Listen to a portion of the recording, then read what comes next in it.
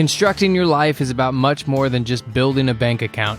Each week, join real estate entrepreneur and mindset coach Austin Linney as he interviews guests who are constructing their dream lives and impacting the world around them on a daily basis. If you're an entrepreneur or wanting to start a business, or you just want to hear motivating stories of how others have overcome the odds, you are in the right place. And now for your host, Austin Linney. Hello. Guys, welcome back to Construct Your Life. This is Austin Linney here. I have the honor of having Francesca here. How are you doing today? I'm doing great. How are you? I'm doing good. So I told Francesca we're going to take it easy on her. We're only going to talk about all of her deepest, darkest secrets. We're going to make sure that we really get her no, I'm just kidding. Get her uncomfortable. Remind me, I was looking before the interview and I don't remember who introduced us. Do you remember? I want to say Hendra. It was. Okay. I thought so. I just couldn't find the message. So I probably get an email or a DM a week, introducing me to, and so I just wanted to make sure I was correct. Love him. Love everything about them. Hendra and Mercy are great.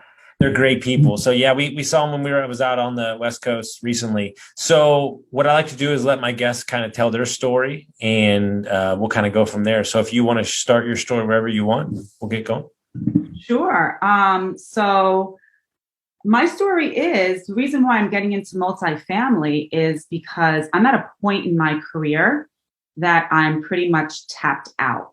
And my husband as well. So I'm a teacher. I've been working for 22 years in teaching. I feel the pain. Yeah. I mean, I love what I do, but I mean, at the same time, it's just like, it's never enough, and my husband's at his point in his career as well. He's in heavy construction, that he's tapped out as well. And so we both have two children and that are college age. And so it's at that point, like, they talk about fixed income, right? And they say that you have a fixed income, like when you hit a certain age, which is when you're retirement. But I feel like I'm at a fixed income now. So, well, I 100% agree with that. But I think more to the point, and I'm sure we'll get into it deeper, but I think you're almost at a fixed, like, threshold for, I give a shit about this job, like, dude, right here, 20 years in hotels and hospitality. And I wanted to get out for the last 6. And I was so done when I was done. Like, I just realized it's 2 years. It'll be 2 years in a couple of weeks. And I was like, it feels like it's been 15 because I just ran. I took off. I was like, I can't. So there's, so how does that look when you have, he's working his job like crazy. You're working, you're being kids. Like, when you say getting into the real estate space, where did it start? What does that look like? Well, yeah, it started all back when we first got married. I was in I had my real estate license when I went to college. I got, and I was in the rental industry at that time. So I knew about real estate and I knew all the power of it, but it was just that I went to school to become a teacher. So I kind of put that to the side and I went into my career as a teacher. And it wasn't until 2002 when we bought our first home that when I went to the broker and I said, I'm looking for a house, because I knew it was about location. But it was also a very high market. So when I went to the broker and said, hey, we're looking for a house, but we're looking for the ugly house on the block, because we want to be able to redo it and bring up the value. So they're like, you want the ugly house? I'm like, yeah, I want good bones, good property, but make it ugly. So sure enough, it's 2002. We pull up to the house and the house is like pink. The color is it's like reddish pink, right? It's like, it must have been faded. So, but it had great property. It was great bones. So we bought that house. We redid the house. It took about 5 years. We took it down to the studs. We redid it all. But in the meanwhile, we were, I get to the point where I get a little bit antsy. I get a little bored. So it's like, okay, what's the next thing we're going to do? And so there was other reasons why we did this, but we ended up buying a place in Florida. So it was more like for tax purposes, but at the same time, it was like we could enjoy it as well because our kids were little and we had somewhere to go. But that was back in 2006 when we bought a brand new place down there, and so it wasn't built yet, and so we didn't close until 2007. And so then we all know what happened in 2008, and Florida got hit pretty bad. So we kept it going. We used it. And then it came to a point where it was just like we weren't getting there as often. So we wanted to be able to rent it. And so we became accidental landlords. So we rented the condo, and it was just kind of paying for itself, but not really. Our interest rate was so high at the time because interest rates were like 6.5%, that and banks were not giving you a mortgage to refinance because a lot of people walked away from their condos. So it was, we went back to our home, which we bought right. It's all about buying right. So we bought our house right, and we were able to leverage it. So we cashed out, refied our home. We bought the place in Florida with our home, and we were able to bring down the interest rate to 3.5%. So right there, that was a lever we could hit, right? Because in real estate, if you hit certain levers, and we learned that firsthand, that you can actually make it cash flow. So the property ended up cash flowing for us. So we saw the power of real estate right through our single family home to what a mortgage can do. So if you buy right and finance right, those are two levers. It will always pay out. And so our single family house that we owned paid out for, like, I want to say a mistake we made, but we learned from it. We learned a lot from that one place. So that's how we got started in learning that there was a power in real estate and what a cash flow felt like.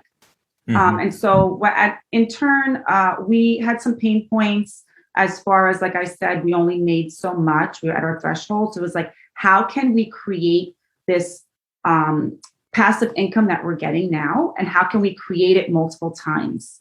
And so it was like a large multifamily. Like, we knew duplexes because we knew what it was like to have one. It was like when we were empty, we were 100% empty. Like if there was no tenant, we were 100% no tenant.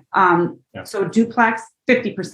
So it's like, how can we do it where it's in a larger scale? And that was in a commercial multifamily space. So that was then learning that that's a business. I mean, we read a lot of books, we went on a lot of podcasts, and you're buying a business. And so you have to learn that business. And in order to do it, we just wait. Yeah. Watch me work. I've been waiting in order to do that, you join Jake and Gino's community, right? Well, you know how I got it? 2 words you said earlier, because I've heard their group say it a million times. And I was like, that sounds like Jake, because I've been to events where their events, and Mike Travelli is my good friend. So, and Josh and Gino's the reason I'm not in the restaurant business anymore. Thank God. But you joined Jake and Gino's community, didn't you? That's right. You got it. You hit the nail on the head, because it's all about right. What do they teach? Buy right, manage right, finance right. Totally. It's the truth. If you hit all those levers, you're going to be good to go. So, so I agree with you. And I think this is an interesting concept that people don't understand. Even I had to learn it myself, is that I have a friend who lives in Sacramento, but they bought, I want to say like a 28 unit in Memphis or something like that. It doesn't matter. But they realized that if 14 units paid, they'd break even. And so it's like if 14 units pay and like the other 14 don't, it's okay. And like, that's such a, that's like an aha moment that changes your life, because, you know, I've been in the Airbnb space for years, and we still do that for clients. Like that comes and goes, like it's ever generated. But if you have a single family house and it sits vacant for a month, or an AC breaks, or you need a new roof, right, it's going to take a year to recoup. I mean, maybe longer, to be honest with you. Me personally, I don't see the need in, like, we're getting into new construction space. We're going to be building new construction. That's a whole nother concept. But I don't see, like, having 50 houses, to me, like single family houses, makes me want to like throw up. Like it doesn't, like that to me, it seems like headache city. Yeah, sure. It's not scalable. So like when you get into a larger multifamily, it's like it's the same footprint, right? Each apartment is the same footprint. So if you're buying multiple single family homes, the footprint's very different in each house. So, and you have so many roofs too, which is, that can get very costly. So that was the best fit for us, was to go into a larger type of space. But it was something that I never imagined I could do. I mean, I'm a teacher, right? I didn't think I could ever do something like that. But it's all about surrounding yourself with those that are doing it and learning from them and learning how they did it.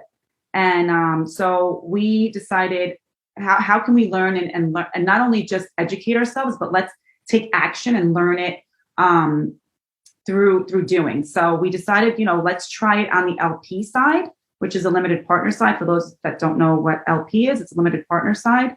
And so we tried it that way. And that's a great way to do it as well, where you can actually create passive income for yourself and not be the landlord.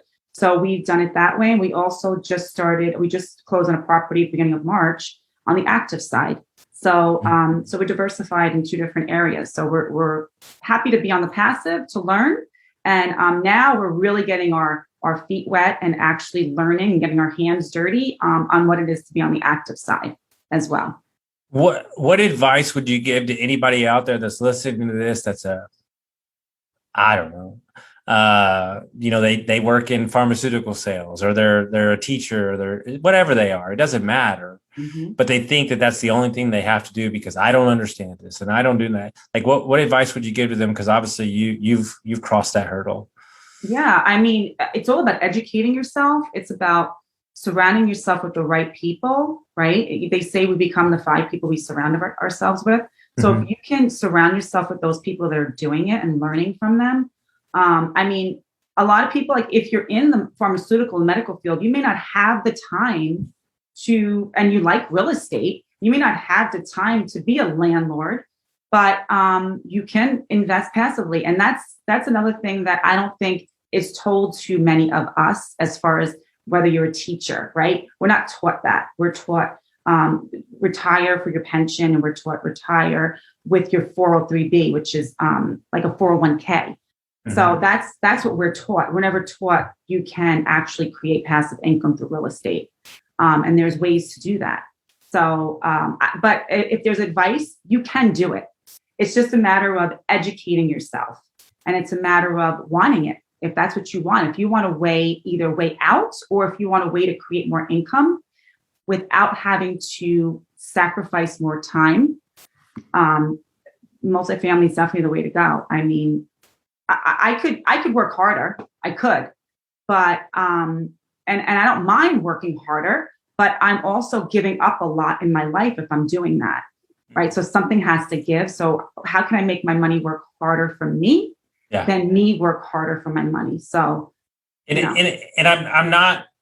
I want to be very careful the way I say this, because I'm not trying to I'm not labeling you. I'm just merely I'm laughing, right? Because in my head, because you got to understand, I worked at hotels and bars for 20 years. So I've been around a million conversations of people, couples getting together, or friends getting together. And I know a lot of friends in the teaching space. We actually do some coaching in the teaching space to teach them real estate, stuff like that, which I love, especially in the hospitality.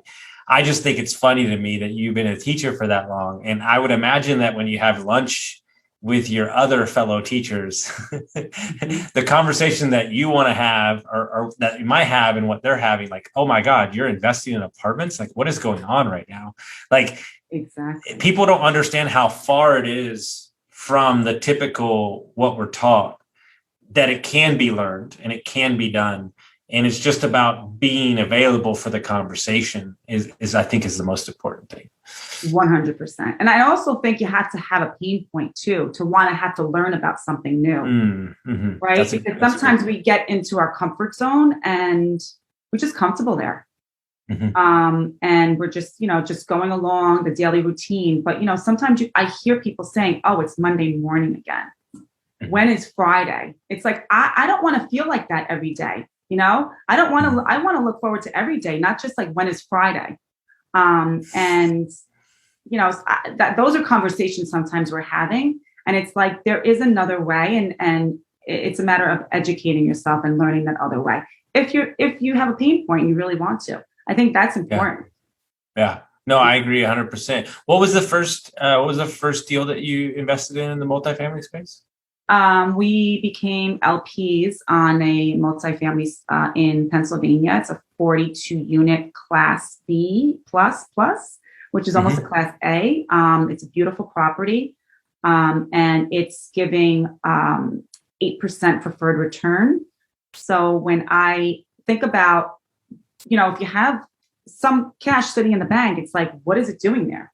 It was like, how can I help make that work for me? And I would think about stocks, because that's the way you thought, right? I would think about stocks. I would think about mutual funds. But then I couldn't put my head down at night, right? I was just like, is it going to be there? It's doing great now, but is it going to be there tomorrow?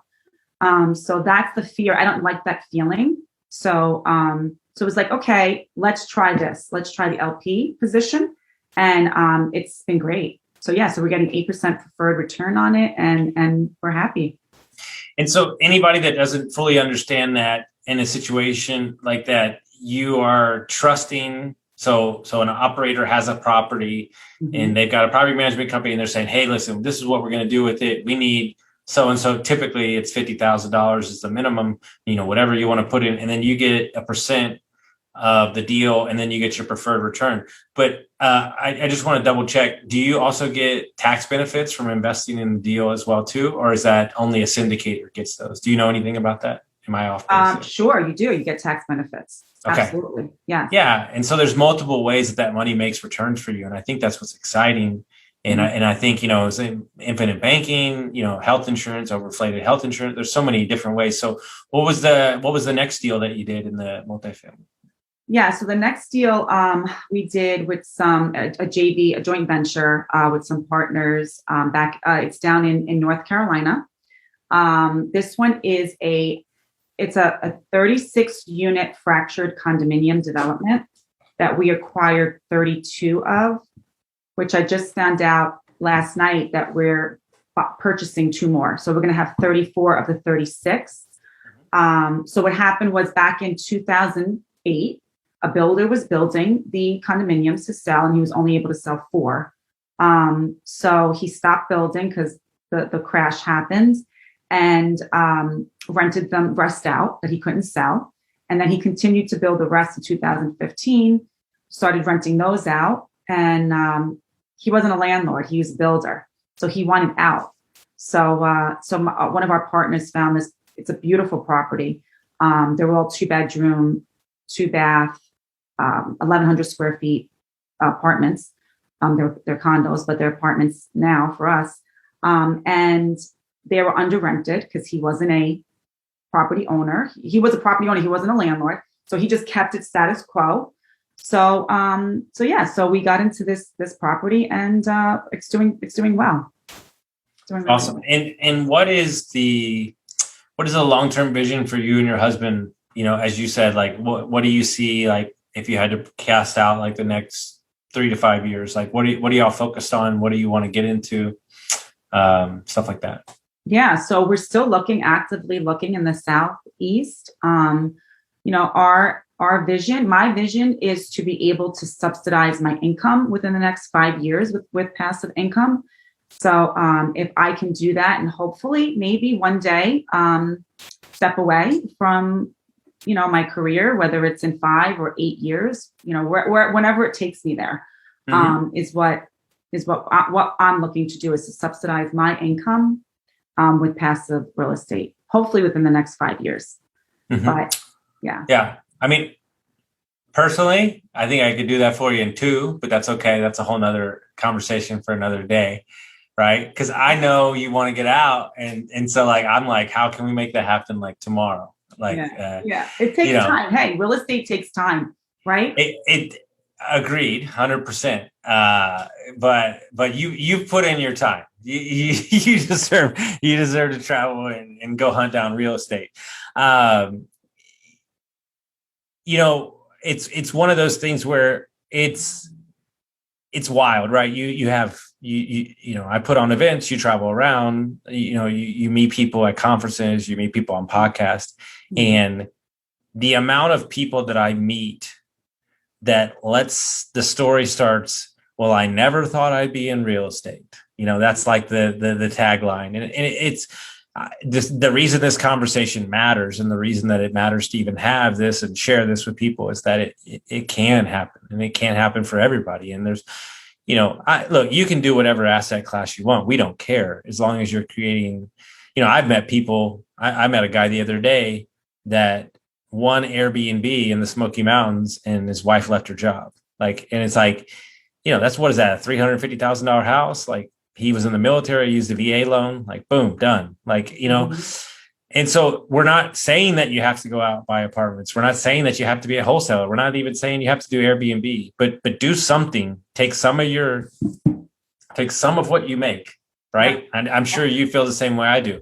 If I would have put away all the cash that I made when I was bartending and bar managing, I'd be retired already.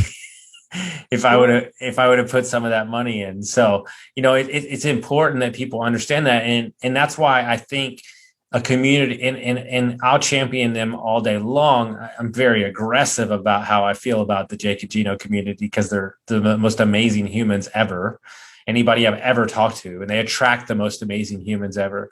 And just talk about, your time in that. And let's be honest, like, an investment like that is not something that is cheap. So it takes a commitment, but I would imagine that what you've got out of it is 30 times.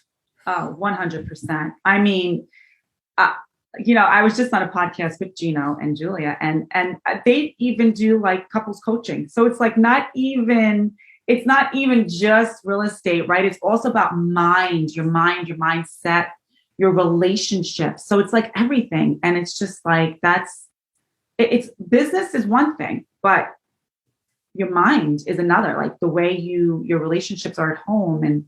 And it's just amazing. Yeah. So it definitely paid off. I've met the most amazing people and networked with the greatest people too. So we met our partners through it. So it's not something you could do alone, put it that way. It's something that, everyone has a strength. It's about finding those that have that certain strength that you're lacking. So it's definitely a place you could find that is in Jake and Gino for sure. No, I love that. And so, I love that aspect, because I don't know if you know this about me, but I'm a mindset coach. So it's probably all I talk about, really. The real estate stuff it's whatever. Yeah. It's easy. Yeah. It's easy. We'll figure it out. Let's just go buy buildings and figure it out. What have you learned just being around that community that they don't, which I think is a crime, and that's why I'm going to fix it in the middle school and high school is one of my focuses, to teach kids. And you don't know a lot about me, but I was a drug addict, and I was homeless, and I was alcoholic for 20 years. So I've been sober for 2.5 years. So a lot of the work we do for charity is in the recovery space, and to see those people thrive and stuff. And I know what mindset's done for me. So I champion all that work. And so just being around those people and stuff they don't teach probably in the corporate world, like, what have you learned about just kind of like yourself, right? Like that you're even surprised about things that you've learned about the mind and everything. Yeah. I mean, it's all about having a growth mindset. And I mean, things that I've accomplished, like I never thought I could accomplish certain things and be where I am today. So like, I mean, just thinking, I don't know. I can't even like put it into words. Like it's like having that, like saying, you say to yourself, for example, I am not good. I can't go into multifamily. Like that is like confusing to me. I can't do it. That's just not for me. But if you have that mindset, is how can I do it? How can I learn it? Right. And how can I achieve this? Then that's having a growth mindset. So I know, and they talk about gremlins in your head, say, no, you can't. And you're like, well, I can, but like, no, you really can't. You're only a teacher. You only know this. And it's like, if you could get past that and get rid of those and just put your horse blinders on and say, yes, I can. And the amazing part about being part of a community like Jake and Gino is that we hold each other accountable. Mm-hmm. So I am learning from so many amazing people in there, and they push me to be better. It's like, okay, I feel like I have to keep up with them. You're doing that. I can do that too. I have to like keep up. So it's like almost like kind of like a competition, but not really, but it's just basically pushing each other. So I totally agree that, you have to have that mindset where you can achieve whatever you put your mind to. You really can. It's just a matter of staying the course and blocking out the noise, because there's plenty of noise out there. Mm-hmm. Plenty of people coming to you saying, no, you can't, how could you do this? Be careful, all this stuff, right? But it's like, if you could block that out and stay focused, it's, game over. You can accomplish anything. I couldn't agree more. So if people want to follow this journey, they're going to be at 200 units by July. I'm not even worried about it. So if they want to follow your journey, how would they do that? Yeah, they could follow me on LinkedIn at Francesca Apostolou. They can follow me on Facebook. It's Jim and Francesca Apostolou. And where else? And they can email me if they'd like, Francesca at Niveau, Niveau, properties.com. I love it. Guys, if you like this episode, make sure you send it out to your friends, and we'll see you next time. Thank you.